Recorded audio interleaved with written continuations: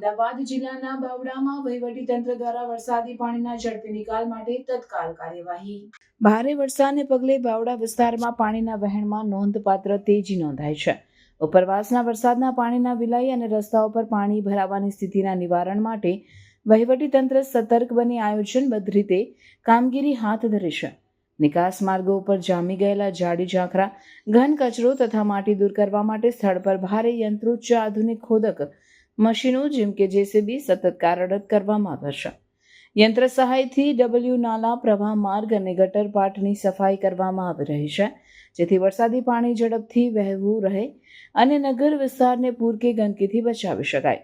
વહીવટી ટીમો દ્વારા વિવિધ વિસ્તારના મુખ્ય પાણીના પ્રવાહ સ્થળોએ સફાઈ કામકાજ ચાલી રહ્યું છે, તેમજ સ્થાનિક રહેવાસીઓને આરોગ્ય સુરક્ષા પર પણ વિશેષ ધ્યાન અપાયું છે. અધિકારીઓએ જણાવ્યું છે કે સ્વચ્છતા અને યોગ્ય વહેંચણી દ્વારા વરસાદી સમસ્યાઓમાં ઘટાડો લાવવામાં સફળતા મળશે. નગરજનોને પણ નિકાસ માર્ગોમાં કચરો ન નાખવા અનુરોધ કરવામાં આવ્યો છે, જેથી વરસાદમાં કોઈ પ્રકારની અવરોધ ન સર્જાય નહીં.